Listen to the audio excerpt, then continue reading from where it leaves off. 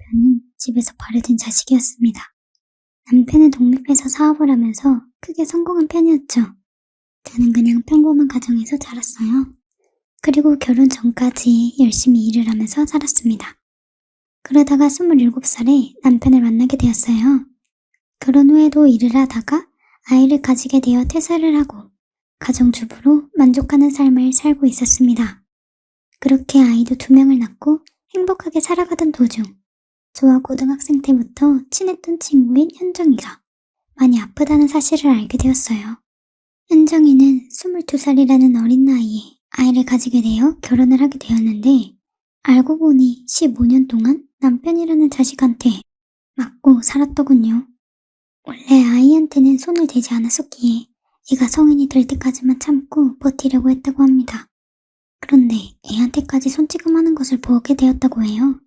그래서 화가 난 제 친구는 남편이 잠깐 집에서 나간 사이 무작정 짐을 싸서 아이를 데리고 도망을 쳤다고 하더군요. 그렇게 수중에 있던 돈으로 며칠 숙박을 했지만 돈이 그렇게 많이 있지 않았던 현정이는 며칠을 고민하다가 저에게 연락을 한 것입니다. 저는 이 말을 듣자마자 지금까지 왜 혼자 그렇게 끙끙 앓고 있었냐고, 그리고 말하기 전에 알아차리지 못한 내가 너무 미안하다며 돈을 넣어 주었습니다.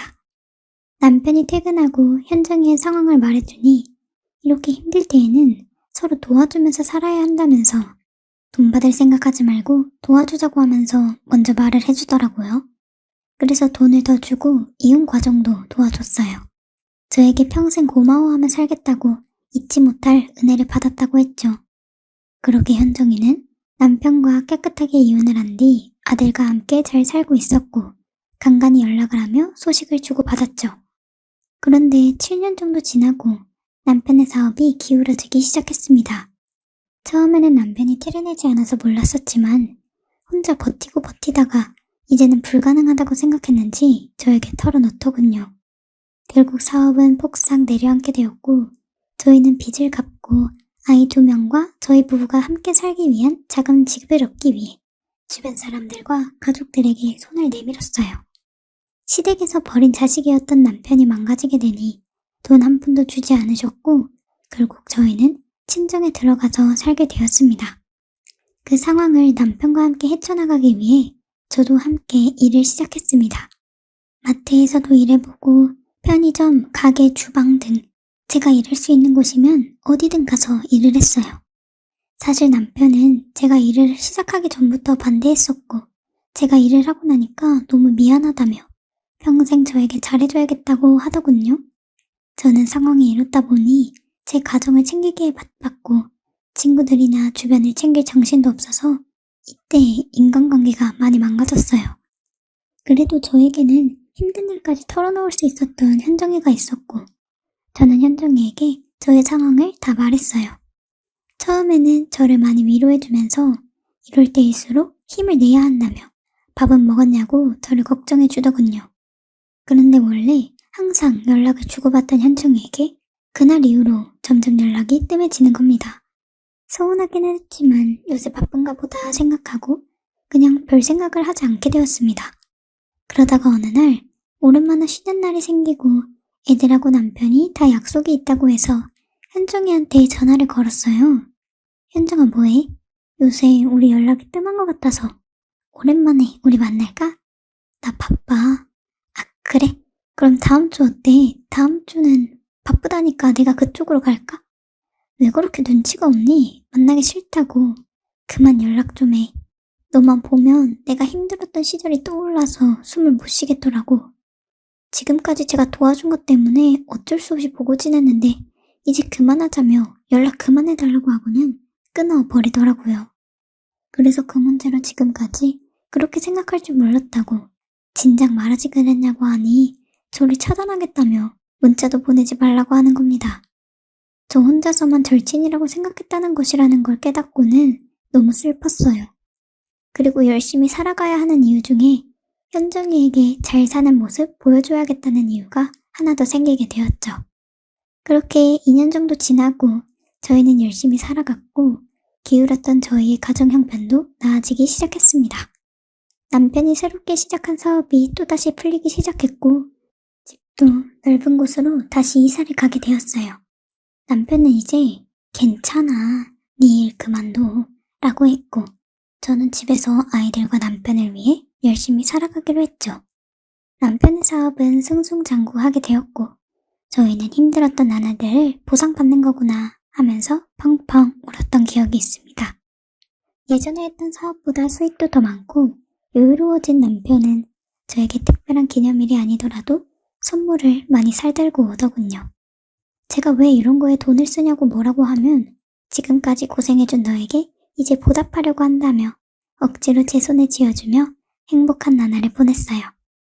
그렇게 집을 사고 연년생 아이들 대학도 보내고 나니까 남편이 이제 만나지 못했던 친구들도 좀 만나고 여가 생활도 즐기라면서 카드 하나를 지어주고 저의 등을 떠밀더군요. 그래서 오랜만에 다른 친구에게 연락을 해봤어요. 그랬더니 다음 주에 동창회라면서 나오라고 하더군요. 그런데 저에게 조심스럽게 그날 현정이도 나오는데 괜찮겠냐고 물어보는 겁니다. 걔가 나오는데 무슨 상관이 있겠냐고 했어요. 아니 애들끼리 따로 만났었는데 그때 현정이가 네 얘기를 조금 하더라고. 뭐라고 했는데? 아니 네가 현정이를 엄청 도와줬잖아. 그리고 이번에 너 많이 힘들었고 그래서 너가 현정이한테 손 내밀었는데 자기가 지금은 그렇게 넉넉한 상황이 아니라 못 도와줄 것 같다고 미안하다고 하니까 넌 친구도 아니라고 엄청 욕을 하면서 차단했다며. 여태까지 본 너는 그런 사람이 아닌 것 같아서 말해주는 거야. 알았어. 우선 동창회에 가서 얘기하자. 저는 지금 얼마나 잘 사고 있는지 보여주고 싶어서 큰맘 먹고 사뒀던 명품 원피스와 가방을 걸치고 동창회 당일에 샵에서 메이크업까지 받았습니다. 벤츠를 끌고 동창회에 도착한 저를 보고 친구들이 놀란 눈치였어요. 힘들다더니 뭐야. 아까 보니까 차도 벤츠던데? 머리부터 발끝까지 명품이네. 좋아 보여서 다행이야.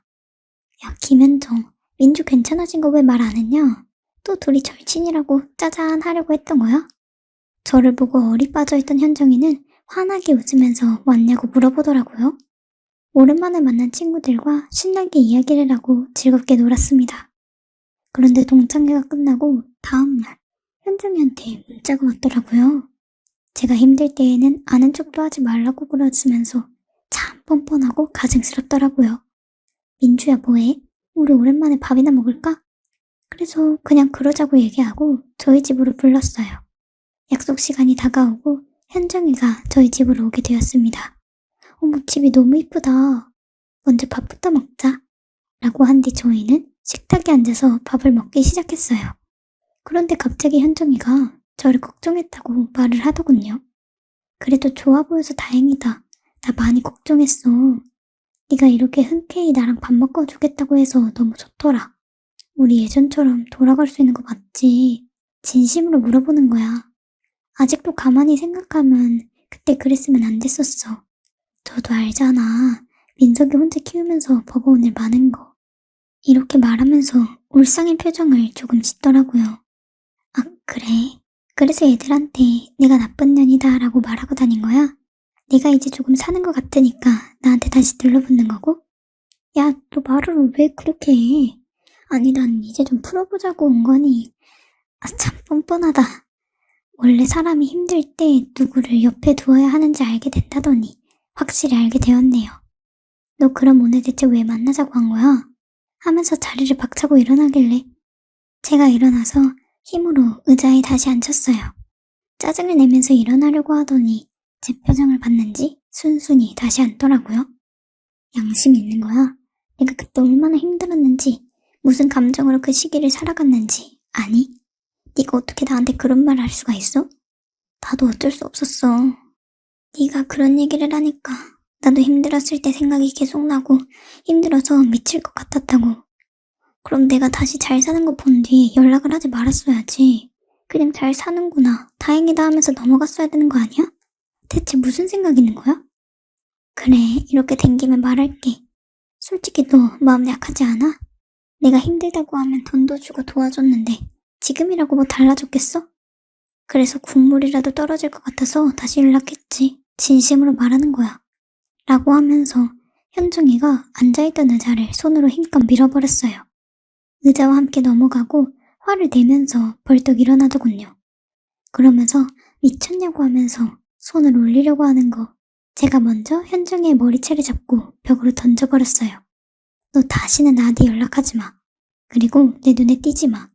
다시 내 앞에 나타나면 네 삶은 물론이고 네 아들 손주 인생까지 다 망쳐버릴 테니까. 내가 다시 일으켜준 너희 집 내가 다시 망가뜨려도 할 말 없지 않겠어? 이제 볼 일 없으니까 꺼져버려. 그랬더니 가방을 들고는 벌벌 떨면서 나가더라고요. 사실 이 정도만 해도 애가 정신을 차렸을 줄 알았는데 몇 주가 지나고 남편에게서 어이없는 말을 들었습니다. 남편은 현정이가 저와의 사이가 멀어진 것도 모르고 있었기 때문에 현정이에게서 온 연락을 의심없이 받았다고 해요. 그리고 현정이는 오랜만에 만나자고 하면서 자기가 식당은 미리 예약해뒀다고 하며 민주한테는 제가 말해놨으니까 따로 말씀 안 하셔도 돼요. 저랑 같이 차 타고 가기로 했거든요. 그래서 남편은 그 시간에 맞춰 그 자리에 가게 되었다고 합니다. 그 식당은 모든 자리가 예약제로 되어 있는 한정 식당이었다고 해요. 그런데 식사 자리에 가보니 저는 없고 현정이만 앉아 있었고 남편에게 민주는 화장실에 잠깐 갔다고 하는 말을 듣고 자리에 앉았다고 합니다. 시간이 5분 정도 지나고 제가 오지 않길래 이상해서 폰을 들어서 저한테 연락을 하려고 했다고 하네요. 그런데 갑자기 자기 옆으로 와서는 전화를 못하도록 폰을 뺐고 갑자기 스킨십을 하면서 몸 이곳저곳을 만졌다고 합니다. 그래서 남편이 뭐 하는 짓이냐고 화를 냈더니 민주보다 자기가 낫지 않냐며 그냥 가볍게 즐겨보자고 했다고 합니다. 화가 난 남편은 그 즉시 자리를 빠져나왔고 집에 오자마자 저에게 이야기를 해줬던 것입니다. 인연이 정신을 제대로 차리지 못했다는 생각이 들었죠. 그 다음날 제가 현정이 집에 찾아가서 무작정 문 열어줄 때까지 초인종을 눌렀습니다. 그랬더니 10분 뒤에 문을 열어주더군요. 저는 인간 같지도 않은 인연에게 말을 했어요. 야 미친년아, 네가 인간이야?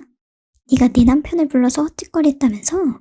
난 그때 사건 이후로 정신 차린 줄 알았는데 진짜 인간이 아니구나 라고 했더니 무슨 오해가 있는 것 같은데 네 남편이 밥 먹자고 하길래 그냥 나갔을 뿐인데? 라고 하더라고요. 참 어이가 없네. 내 남편 핸드폰 자동 통화 녹음돼 있어서 네가 먼저 전화한 거 다 듣고 왔는데 어디서 오리발이야. 정말 너는 이대로 못 넘어가겠다. 너랑 나랑은 이제부터 친구도 아니고 원수야. 이렇게 둘이서 현관에서 말했었는데 너무 화가 나서 현정이를 밀치고 집 안으로 들어가서 엎어버렸습니다. 아들은 자취방에서 살고 있었기 때문에 혼자 살던 집이라 그런지 엎을 것도 없더군요. 그래서 책상도 다 뒤집고 주방 안에 있던 그릇들, 식기들 전부 다 꺼내서 깨뜨려 버렸어요.